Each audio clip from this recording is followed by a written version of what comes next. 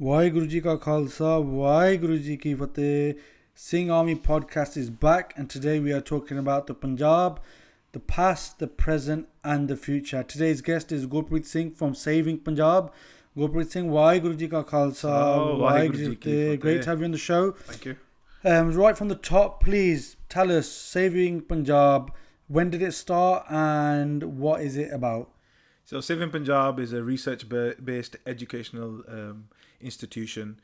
We started to look at Punjab's issues and look at solutions to Punjab's issues. So we all know Punjab is struggling with many issues at the moment, whether it be in cancer, whether it be in drugs, whether it be in debt, whether it be in farmer suicide. Punjab is riddled with issues. So our aim and objectives are to look at them problems, to find solution to them problems, and then present them, create awareness on them to Punjabis around the world.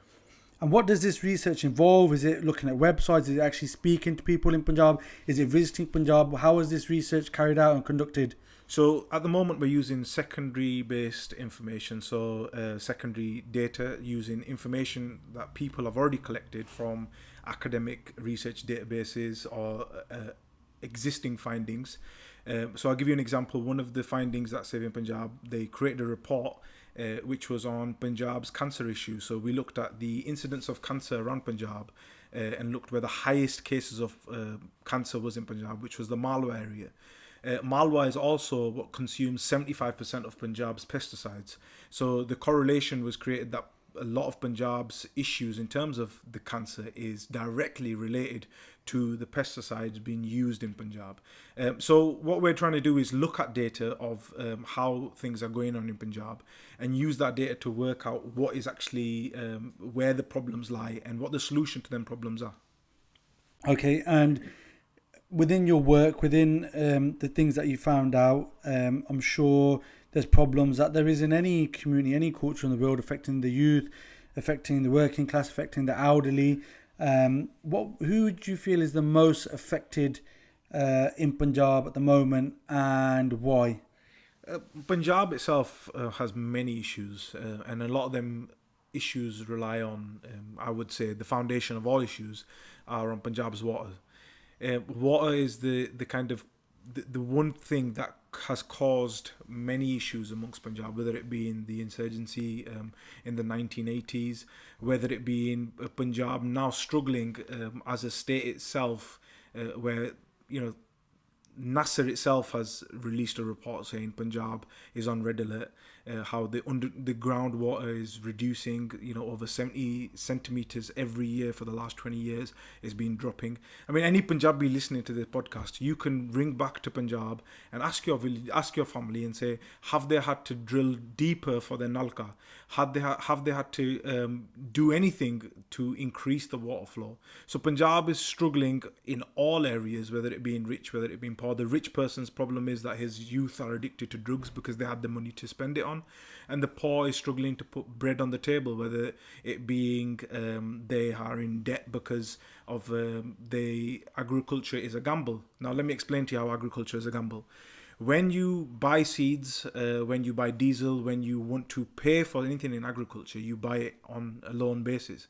And if the weather permits or any other conditions permit, you will get crop yield. And if you don't, whether it floods, whether it is bad weather and you don't produce crop yield, you will lose a lot of money. And when you lose a lot of money, you will think of only one solution as a farmer, which is farmer suicide. So I think Punjab is struggling on all levels, is the answer to your question. And why? Okay, so if that is the case, and then we have so many Punjabis here in the UK and Canada and America and all the whole diaspora all over the world who are doing well. So why are they not feeling this, and why are they not taking up these issues, and why are they not trying to make it better effectively? I think that the answer comes down to, do they care? I think, when you become comfortable in your own life, when you've got your own work, you've got your own kids, do you care about anything else that's going on in the world, or do you just care about yourself? Well, the Gurus taught us differently. In terms of the Sikhi, Guru Nanak Dev Ji walked the world to tell people the message. Guru Arjan Dev Ji sat on the Tati Tavi, Guru Tegh Bahadur Ji gave their cease for another term. Why? Because Guru Sahib was telling us and showing us that it's not just about yourself, it's about the whole world. We are salvation to the whole world. And coming back to Punjab itself, I mean, most Punjabis won't even know that Punjab means the land of 5 rivers. Secondly, from that, they won't even know that Punjab doesn't even have 5 rivers anymore. They won't even know that Punjab, the main language in Punjab was Punjabi, and currently it's even struggling to preserve Punjabi. So I think the question comes down to is, how do you make them care? You can say to them, look, Punjab, a lot of these Punjabi young lads would go around and say, "Main Punjabi, huh?" But they won't actually know the first thing about Punjab. Can anyone name the 5 rivers of Punjab? Do we even know what, the national animal of Punjab is? Anything to do with Punjab. But coming down to it, Punjabi is important to us because it's where our history, our heritage comes from. And secondly, where our mother tongue comes from. Your mother tongue, your maa boli, they call it in Punjabi, determines your culture determines your behavior. So our behavior, the Punjabi are known as joyful, enjoyable, loud people, and that comes from that culture, it comes from that maa boli, it comes from that heritage. And if you want to preserve that, then you have to care about Punjab. And not only that, obviously we have culturally, like you said, we have a lot of positive characteristics that we've took around with us wherever we've gone in the world, and one of that is working hard wherever we've gone, in whatever country we are. Maybe the first generation there were labourers of whatever was needed at the time. In the UK here, I know it was the foundries and other things. In other countries, it was like now in Italy, it is currently the farming and or the dairy and everything like that. And so we've took that away. We've also took away some of the bad habits, the drinking, and the other things that come, the negatives of the culture. So as living in the diaspora, how important is bringing over the culture? Is it all of it? Is it parts of it? How important is it bringing over the Punjabiness with us whilst living outside of Punjab? I think the answer to that is, if you're Punjabi, you're known, everyone knows a Punjabi. What you said about how we bought over the trade, we bought over the skills that we had in the 1970s after the Green Revolution. The main farming in Yuba City, America, in Canada, Vancouver, were the Sikhs that went there and established the agricultural, the industry there. So we took over with us a lot, and we made other economies strong, but we struggled to save our own Punjab, which is a problem I would think is huge. I mean, the 70% of the workers in Punjab at the moment are from out of state. Migration, the problem. Wow. So UP, Uttar Pradesh, Bihar are the people that are, they're the ones that are plowing your fields, they're the ones that are taking care of the land. But the Punjab's youth, they are willing to leave Punjab and work in someone else's land. So it doesn't make sense. Why would they not just focus on their own land? And the answer comes down to economy, it comes down to the struggle, it comes down to them going through so much oppression over the last 30, 40, 50 years of how they've faced in Punjab. Punjab, has gone through so many phases. So they themselves can't survive in Punjab. Hence, they would feel comfortable to go become. I mean, there was an article last year. I don't know if many people read it. It says Punjab, the Punjabis, the slaves in Italy. So they're actually treated as slaves in the farmlands in Italy, and they're willing to go. Like Punjabis, they have this huge thing about honor. They won't let their wives or their mothers work. They would stay at home and do the housework. But in Punjab, when they leave Punjab, they're happy with them working in a bar, in a restaurant, in the fields, because it comes down to they want that economy. And Punjab has in the last 10 years, 20,000 industries have shut down in Punjab. Economy has gone from number 4 down to number 15 and 16. So all these issues are causing all these after effects: migration, drugs. When you say cancer. 4 down to number 16, you mean as a state? So as GDP in terms of India and the 29 states, it's down to 15 or 16 at the moment in terms of. And we were number 4. Well, during Maharaja Sing's times, we were the richest state, so we were number 1. One of the richest states, one of the most educated places in the whole world, according to G.W. Lettner. We had land that stretched from Khyber Pass all the way to Tibet. We had over, I mean, I was working out calculations, 880,000 square kilometers, which was big enough to fit in UK, Italy, New Zealand, and Holland in Maharaja Ranjit Singh's Raj. Today, we're 50,000 square kilometers. And that land has come down that small by the British taking over and breaking the land away. Secondly, the partition, which 56% of our geographical area was given to Pakistan. And then Punjab was again trifurcated, where it was broken into three: Haryana, Himachal, and Punjab left as this small state that is only 1.5 geographical area of India's land. But you can see where the land was so big, where we've lost 94% of our land, and obviously that is going to have its long-term effects on Punjabis. I mean, yeah, them facts, I wasn't aware of some of those facts, and it truly paints a dim picture. And right now in Punjab, percentage-wise, I've seen a recent report saying we're no longer the majority in Punjab, Sikhs, we're no longer the majority in Punjab. Is that correct? In terms of the consensus, it's going to be next year, so we'll have a better picture of where in terms of the religious or the cultural side, where we stand. But in terms of Punjab itself, Sikhs, in terms of on mass migration, Sikhs are leaving Punjab. Because of just what we talked about, because there's no opportunities. If you become educated, there's no opportunity for them, so they leave Punjab for other opportunities. And because other people are migrating into Punjab, it is having an effect on the actual figures of what the migration and what the actual the statistics of what the population in Punjab is at the moment. And they said many moons ago that a farmer lived like a king all over the world, and especially in the Punjab. And now you've just touched on the farmer suicide rate, so it's completely took a 360 turn, basically from the top right down to the bottom. And is there other industries in Punjab, not just agriculture, that have also suffered this fate? So Punjab had huge industries. They had the industry that made all the sports equipment. They had industries that did so many things that left Punjab. There's a reason behind that. There was special economic zones created in India where if you had an industry, they would give you tax-free, they'd give you free electricity, and they were kind of appealing to these people that had industry. If you had tax-free or electricity-free, you'd move your industry to an area where they could. So Punjab was known as an agricultural state, but when inflation was to affect on agriculture, Punjab's agriculture, like say for a quintal of wheat, the price from 70 years ago has only increased by about 20 times. But the wage of a teacher has increased by 120 times. So you can see the farmer struggling because his rate hasn't increased at the level it should have done. Hence why it's having the long-term effect on farming. Like I said, it's gamble.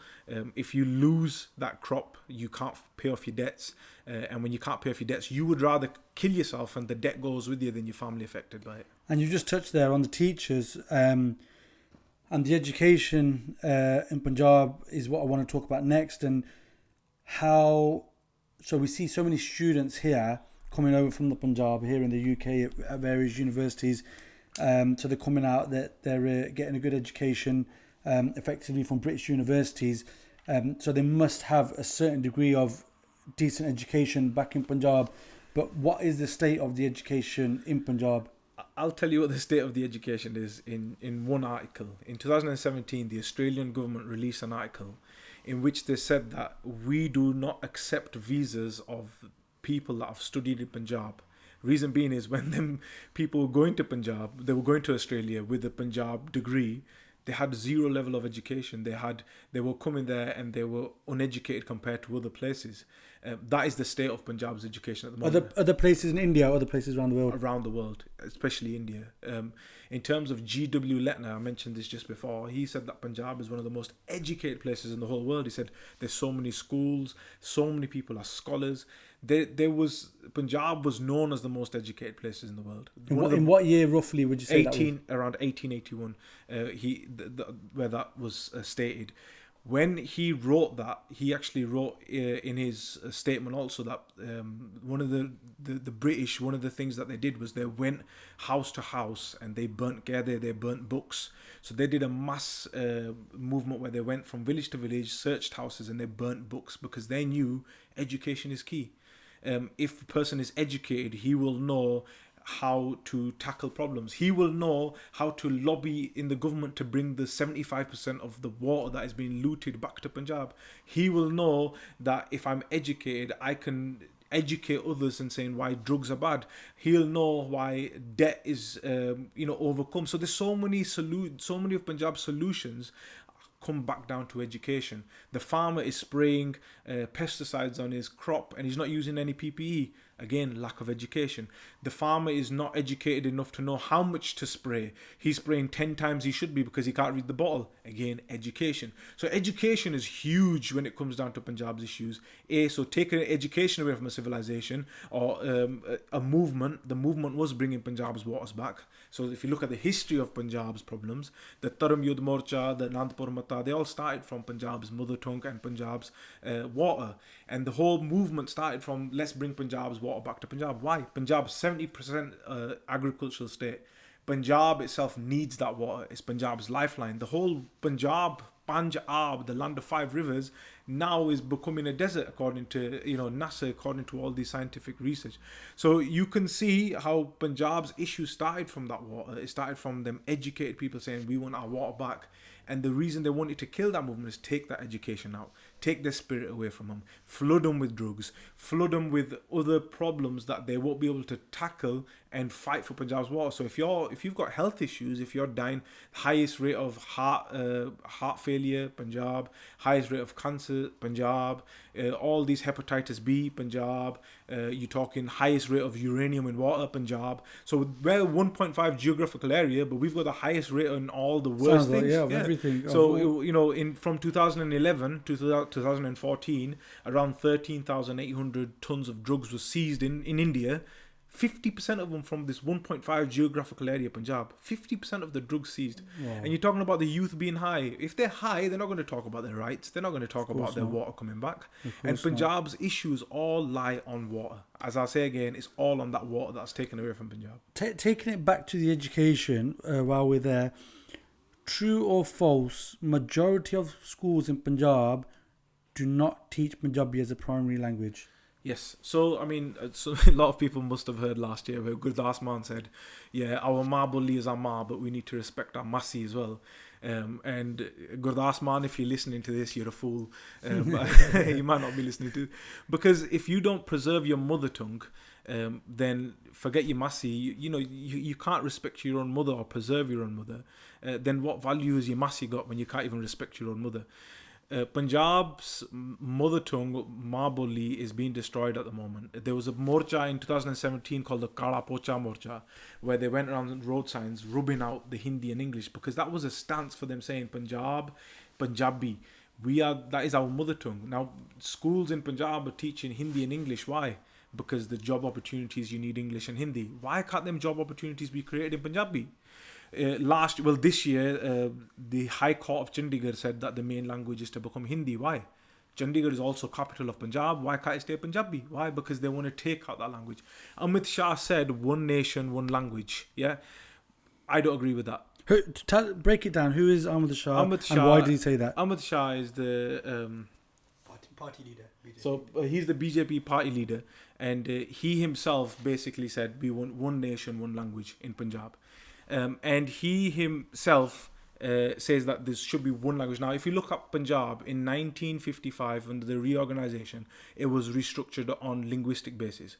Maharashtra was made Maharashtra after people speaking Marathi. Bihar was given Bahari. Gujarat was given Gujarati. All these states were given them their borderlines on language. Punjab was the only one that wasn't, where Punjabi Sabha movement started. 57,000 people arrested, over 200 died. So many things happened for that Ma Bolli to stay preserved. Punjab was made 34% of the size it could, of it was we lost 37% to Himachal, we lost 29% to Haryana, where we were already so small. Why did we lose all that land? Because we wanted to preserve our mother tongue. So Amit Shah saying one nation, one language is basically saying this one language is the language for all of us. Whereas we know before the British invaded India, Punjab was its own Raj.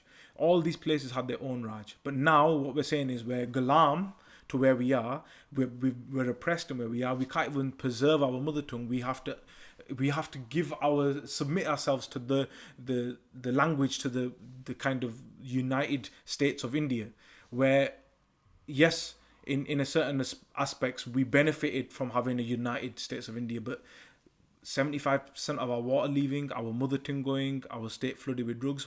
How have we benefited? Yeah, I mean, to flip it, every other state, they will, like you've just gone through the individual languages of that state, they will learn that language of that state. It is only the Punjab where Punjab is not a primary language that's being taught. So, like I said earlier, it does paint. There is other states that are struggling. So there's states like Bihar. A lot of people aren't actually learning Bahari; they're learning Hindi.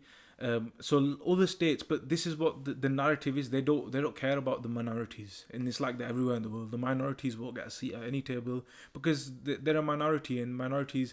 Punjab is only 1.5% of the geographical area of India. Why would they care about preserving Punjabi? Punjabi is nothing to them.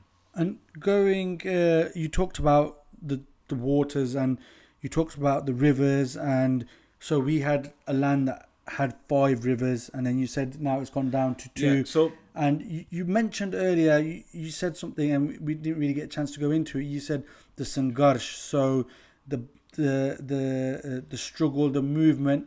Well, some people have described it as the civil war between Punjab and the capital New Delhi and the government was over effectively what in your eyes? Water. Simple as. It was simply water. Every human being needs 3 things to survive: air, food, and water. Air, you won't breathe for a minute, you're dead. You can last 40 days without food. You can last a few days without water. If you look at the major cities in the world, they were all built around water. Water was it's a human right. It's a human resource. It's Punjab's lifeline. And taking that water away from Punjab was taking Punjab's lifeline away from Punjab. There's a law called International Riparian Law. And International Riparian Law states that where water is naturally flowing, it belongs to that civilization. And that water naturally flows, whether it's Satluj, whether it's Beas, whether it's Ravi. Ravi is the river that goes in and out of Pakistan. So it's kind of half India's, half not. So Punjab has got 2.5 rivers at the moment. So whether it's that the water from them rivers naturally flows into the Indus River, that water cannot be diverted under international riparian law. It's illegal to do so. And that water, 75% of that Punjab's water has been diverted to Rajasthan, to Haryana, to other states. 75%. Imagine that. And what is that doing to Punjab? Punjab is becoming a desert. The groundwater table has dropped so far that Punjab literally has no way out of either the water comes back to Punjab and that groundwater is rejuvenated, replenished, and that table starts to increase, or Punjab is going to become a desert. That's what the experts are saying. I think Sant Janel Singh Ji Khalsa Pindrawale, they presented it in the way of the Anandpur Sahib Mata, and that was basically the requirements, can you say? Yeah, so the request requirements given to the central government of these are our basic needs, and that majority consisted of. Yeah, so basically the Anandpur Mata was 1973 pre-Santiji, and they talked about the rights of Punjab. It was called the Anandpur Mata, but bringing Punjab's water back to Punjab would have benefited not just the Sikhs, it would have benefited everyone. Bringing Punjabi Maa Boli back to Punjab would have benefited everyone. That then took a form later on with the Dharam Yudh Morcha. The Dharam Yudh Morcha was, if you read the clauses of Dharam Yudh Morcha, it says, Asi Anandpur Mate nu mukh rakh ke. So looking at Anandpur Mata and going on from that, which was Punjab's rights again. And that then went to something called Kapuri Da Morcha. Kapuri Da Morcha was stopping the SYL canal, which is today a huge problem again. And again, it was all about Punjab's rights. But what happened was, it's like me coming into your house, and I've come into your house and I rob you. And when I've robbed you, I'm taking everything away. I take a picture of you and saying, look, this person's trying to attack me. you're the victim, and I present you as the world as being the villain and saying these guys, they want their own separate land, they want this, they want where did all this come from? Someone doesn't just sit there and think, hang on a minute, I'm going to start a movement. There needs to be there's no smoke without fire. There was something that caused them people to give so many of their lives to fight for a struggle that they believed in. Why? Because they felt that Punjab was, and injustice was being done with Punjab. And so pre-1984, the attack on Sri Darbar Sahib, post-1984, the government sat down with many so-called Sikh leaders, and again, the Sikhs, they refused to take any terms that didn't include the Anandpur Sahib Mata. Is that correct? Yeah, so the Anandpur Mata was later on agreed with the Ranjiv Longwal Accord, where Punjab's water was further shared. SYL Canal, which was started in 1981 by Indira Gandhi, is still in dispute till today. They were in court a few weeks ago, still saying is a further... Tell us a little bit about it. What is the canal? So SYL Canal was... Punjab was already struggling with the amount of water that was leaving Punjab when... In 1947, when Punjab got its... it didn't get its independence, when the transfer of power happened and the partition happened. There was only one part of water leaving Punjab, and that was going to Bikaner. And Punjab was getting paid for that water. Since then, there's so many canals leaving Punjab and taking Punjab's water out of canal. One being, what they did was they constructed a project called Pakra Dam. And Pakra was where they stopped Punjab's water outside of Punjab. And Pakra has got so much water in it that it could flood pretty much the whole of Punjab in a matter of hours. If that dam breaks, Punjab is screwed. And it's like one of them things, it's like having somewhat like a over your head all the time that you're thinking about. If Pakistan was to go to war with India, the first thing they need to do to destroy Punjab is bomb that dam. Who's at risk? Punjab's at risk. So people say, you guys are going on talking that Punjab is hugely struggling with water, but then you get flooded in 2019. And the reason for that flooding is when the reorganization happened in 1956, and then Punjab was further reorganized in 1966. There was 3 clauses that were put into the Reorganization Act. There was Clause 78, there was Clause 79, and there was Clause 80. Clause 78 was the rights of Punjab's water. Second one was the development of Punjab's river waters, yep. and 80 was the Punjab's headworks. Headworks being Harike and Pakra were given to the central government. Now, what's that got to do with the flooding in 2019? Punjab does not have rights over Pakra. It was taken off on Pakra being the dam. Yep. And it was given to the central government. And only the central government can open the floodgates and shut them. And that flooding that happened in 2019, I myself spoke to an engineer in the SYL Canal, Pakra, and he himself said that we can't open the floodgates until we get the get-go from the central government. And he says that if they wait too long, then we have to open them and Punjab gets flooded. So the same happened in 1988. Anyone that wants to go do their research, the Punjab was flooded intentionally in 1988 during the struggle for Punjab's rights. I would call it the struggle for Punjab's rights.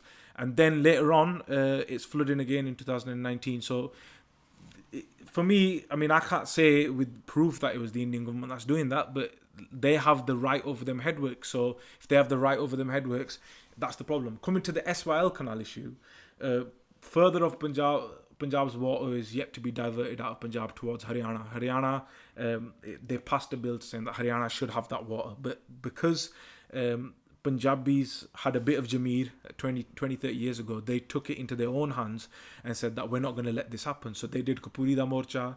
They started assassinating engineers themselves and said to them, look, if you're going to construct this canal and take more Punjab's water away, we will take action into our own hands. After that, it became dormant. There's trees and all sorts going in that canal now. But only a few weeks ago, the central government said to Punjab and Haryana, talk this out between yourselves and come to a conclusion, which the discussion is still happening. If Punjab, if it goes against Punjab, more water will leave Punjab, adding to the problems. And that's ongoing discussions now? Yes. Okay. I mean, we've talked in detail about a lot of it, and there's a lot of facts and figures there. And if people do want to research this further, where can they find this information out? So we're currently on Instagram, Facebook, YouTube, Twitter, Saving Punjab, hashtag Saving Punjab, everything's on there.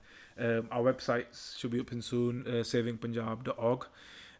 We've got a project which, I'm going to ask you, if you had something wrong with your car and you take it to the garage, do you say to the mechanic, fix it, or do you want him to find out what's wrong with it first? Yeah, you want to diagnose. Yeah, we haven't diagnosed Punjab. We don't currently know how bad the problem is, to what extent. We're using data that is secondary, that the government is giving us. For what I know, the problem is 10 times worse. I'll give you an example of that. The Punjab government released statistics of farmer suicides from 2000 to 2015 and said around 3,000 have died. The universities did the individual report and said 16,606 have died from 2000 to 2015. A huge change in figures. Punjab's government doesn't want you to know. The central government doesn't want you to know the extent of Punjab's problems. Hence why we want to do our own research. So we're doing something called the Saving Punjab MyPint survey, which is going to release soon. And you can go on the website and do it. You can go on any of our social media and follow the link. And what the plan is for you to do the survey and you see what's going on in your pind. Let's all take ownership of our own pinds. Let's see what the problem in our pind is. And when we collect that data, we will be able to have a roadmap of what Punjab's problems are. And then once you've got a roadmap, you can then work out solutions. So if you know that there's a hotspot of cancer in Malwa, if you know Majja is dealing with cancer, if you know that there's huge debt in Doaba, then you can put targeted intervention in place where you use existing charities or use your own charities to get that aid done. B, it gives the chance for the diaspora to be in touch with their pind again, for them to know what's going on in their pind, to have ownership over their own pind. Discussions just before we started this, we were talking about the land being sold in Punjab, where people, the UK British-born... we'll put it on air. The question that I put to Gurpreet Singh was, there's people who are third generation Sikhs here in the UK, so their parents were born here, they're born here. It's their grandparents that are from the Punjab, and now their parents aren't going back much, the kids are not going back, and they've got land worth 30, 40, 50, 60,000 plus, and they're selling that land, and then they're bringing it here, and they're using it for investment or spending it or whatever have you. And how, number one, what's the effect of that, and number two is, what can we say to that person who's of a young age, who all of a sudden now they've got the lands in their name? Yeah.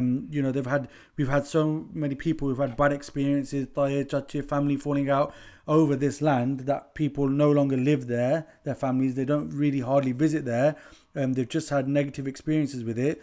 How do we say to that person now who's got that name in that land in their name now, how valuable is it and why should they keep it? There's been, I'd say, hundreds of thousands of people that have given their life just for that land. That land is blood soaked, whether it's our gurus, whether it's our history, whoever it is. That land at the moment is more precious to us than anything, because let's take into history, or let's take into examples of what happened in Palestine and Israel.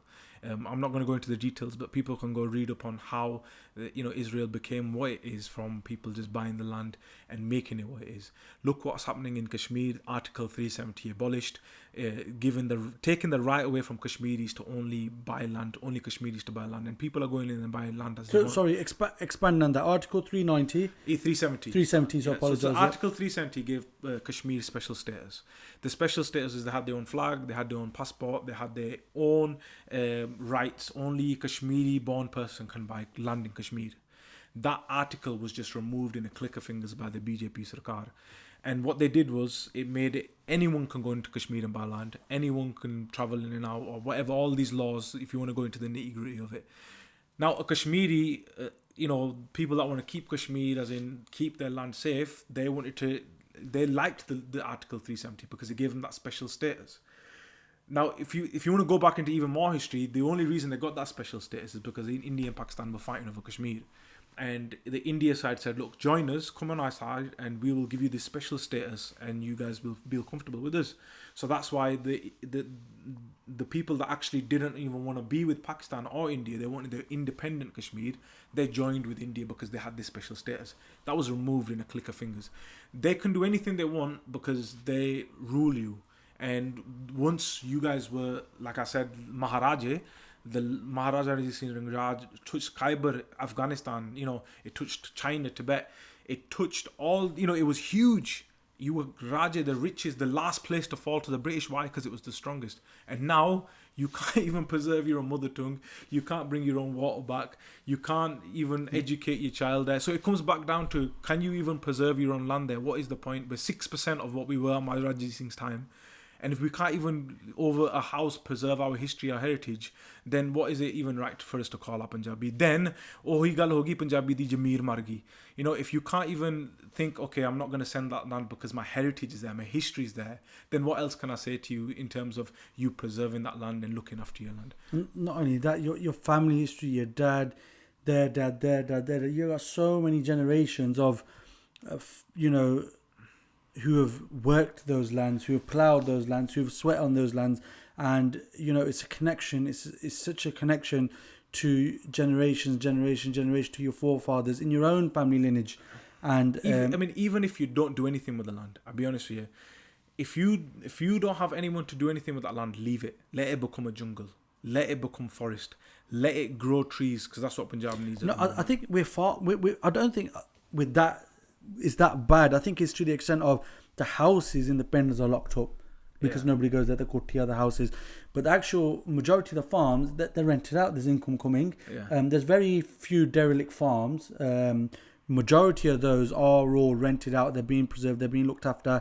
The only things that probably are turning into a bit of a jungle are the Kotia, the houses, because the reason why nobody's people there. don't There's big locks on there, and you can't really rent the houses out because of the culture in Punjab at the moment, where people, if you rent it out for a certain amount of time, then there's somehow they manage to get rights on the house. People renting the house. This is with the Jameen as well. So this is why they don't like other people renting it out to them, because they're scared of kabja kar jana. So some people just leave it and say Sadi Jameen hai, assi rehn deni hai.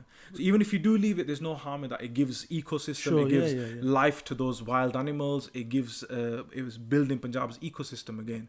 Coming back to the survey, just to touch upon the reason we were doing the survey, A, it gives us a diagnosis. B, it gives us a roadmap to understand what Punjab's issues are. Secondly, it gives us primary data we can use. If I've got data that I can say, this is Punjab's issue, this is how many drugs, this is how many people are addicted to drugs, this is the debt. If I've got that, I can take that to the United Nations and say, look, this is the current silent genocide in Punjab. I'll call it a silent genocide. Why? It's happening and we're all asleep to it. Those youth that were dying with bullets are dying with them same goliyan par nashe diyan goliyan. Them same youth that were killed for standing up for their rights, they're still today and are dying because they are uneducated, they're farmer suicides, they're dying with cancer because they're not educated and they don't know how to deal with that.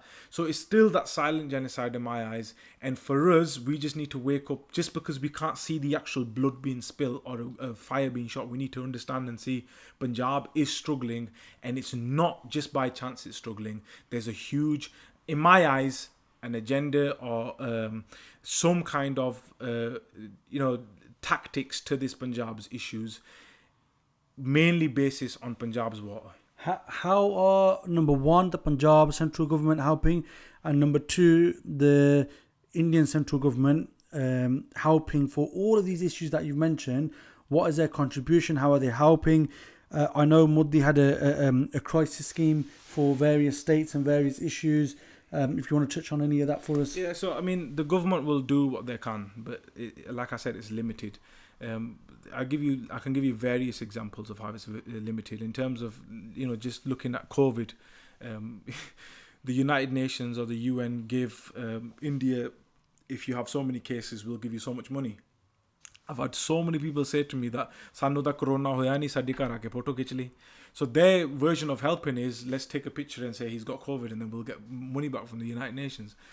In terms of the helping in terms of agriculture, they are saying, okay, we will support you in terms of making your electricity free. Yeah, so the tube wells that pull out water from the ground are free. But how is that helping Punjab in the long run? I'll tell you why. If a farmer is not paying for that electricity and he's pulling water out the ground, then you're depleting, you're reducing that groundwater table, and when that's reducing, what's gonna be rest for the next generations? And he doesn't care. Why? Because it's bijli ta free hai, khichi jao pani. So yeah, they might look to be helping in a certain aspect, but it's killing us in another way. And they just want to show the world they're helping. Actually, grassroots, deep level helping. I could say to you, Punjab, the Pakistan and India border is the most manned border in the world in terms of the military. Bill Clinton wrote it. He says this is the most volatile place in the whole world, that border. A deer can't pass without it being notified. Yeah. But Punjab's drug problem is coming from outside of Punjab, is coming from Pakistan. Gujarat and Rajasthan are also border states. Why are they struggling with drugs? Yeah. So if the government was helping, why couldn't they stop the drugs coming in if they're saying they're coming from the outside? Even though you walk in Punjab, you walk down the street, there's banga growing around the corner everywhere, so that if you haven't got the money to pay for it, you just pick it up, rub it on your hands and eat it. But, you know, if they actually wanted to help Punjab's problems, my research, politicians, police and peddlers are all in bed with each other. Punjab's politicians don't want to help Punjab's drugs. They're actually part of the team, they're a part of the cycle, they're a part of the system. They're the ones bringing it in, they're the ones selling it, and they're all in hand with each other. I suppose that sentence where you said there, I suppose most countries in the world could probably, the average citizen of most country could probably say those things, that, you know, they're all a part of the system to oppress any country that's in any hardship. But the difference with us is that we're in the Punjab, we've seen it live, we've got proof, we've got first-hand experiences, and what you're saying there are 3 states bordering the Pakistan border. Okay, the other 2 states, no drugs pass through those states. The one state which all the drugs pass through is the Punjab, which is the most militarized state border in the whole entire world.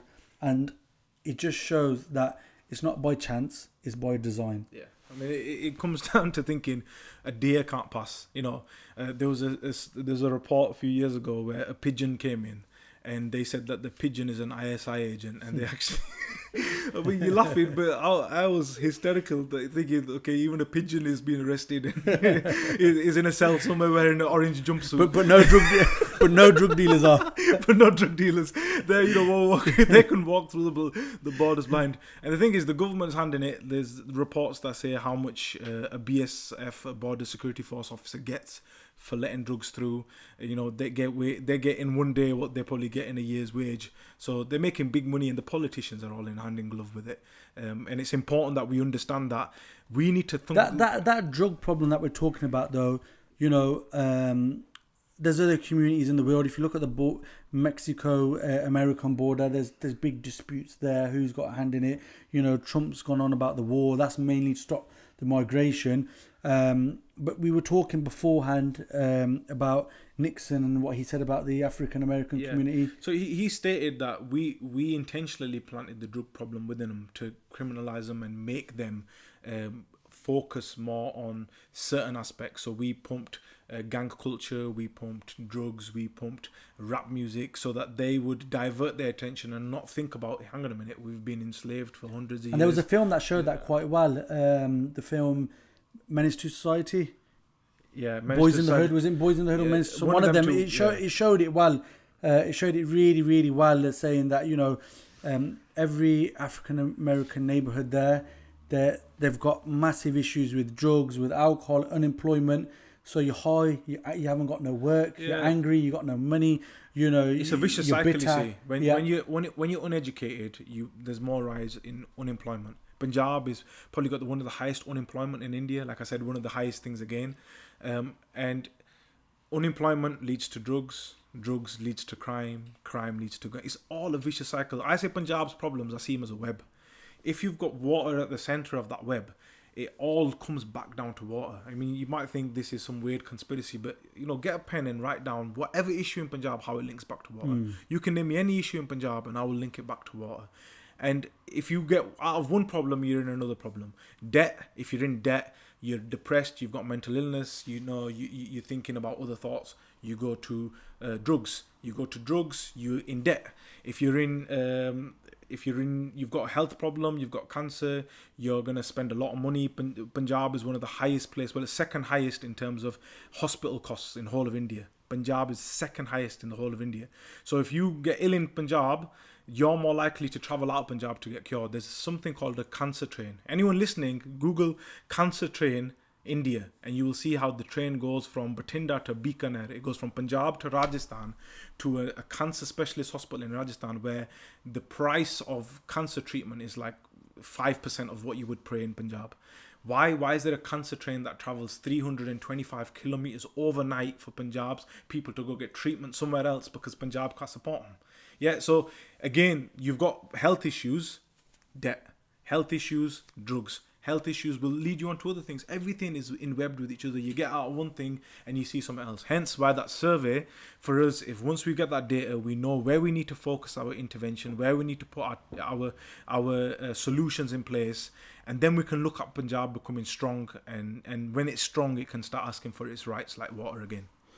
You know, we're coming to the end, and it's a very bleak picture. It's a very bleak outlook for everything we've looked at today in regards to the Punjab. And how can we finish on a positive? How can we finish this with, you know, getting people back involved with their villages, with their roots? What's the way forward here? So, I mean, people think of it as your Punjab, hence why we called it My Pind Survey, so that we know what's going on in your Pind. I think a lot, we struggle a lot in, we want to see, you know, like say if someone's doing something, we'll give them otte, they're giving food out, we'll give them money. We'll do this, we'll give them money. But what we won't focus our time, energy, money on is research. Research is really important to know what the problem is, the root cause, and how we can. We don't need to even fund research. We just need to become researchers. I'm by profession not research. I'm a science teacher in a secondary school, but this is my passion because Punjab is close to me. It's my heritage. Is where my family came from. Is where the birthplace of my religion. So for me, it's important. Let's give back to Punjab. Gurbani says, "Abu kuch bigadiya nahi." There's nothing that can't be turned around. Let's focus back on Punjab. We can still make Punjab strong again. I think the best thing that happened is, and I think again, religion comes into it, where Punjabis left Punjab, but they're good seeds. Punjabi people are good seeds, and they've gone into other countries and flourished, and they've become strong. We're the second richest community in UK after the Jewish. Why can't we give back to Punjab? Yeah, I'm not asking for anyone's money here. I'm just saying make your Pind strong. Yeah, there's solutions where we've got solutions. We've got a team working on solutions day and night. Tell me, how do we save Punjab's waters? Let's start off by rainwater conservation. Let's, where when it rains, let's conserve that water at our Pind level and make sure we're future-proofing for the 50 years where the rest of the world is struggling for water, but Punjab isn't. Let's look at future in terms of renewable energy.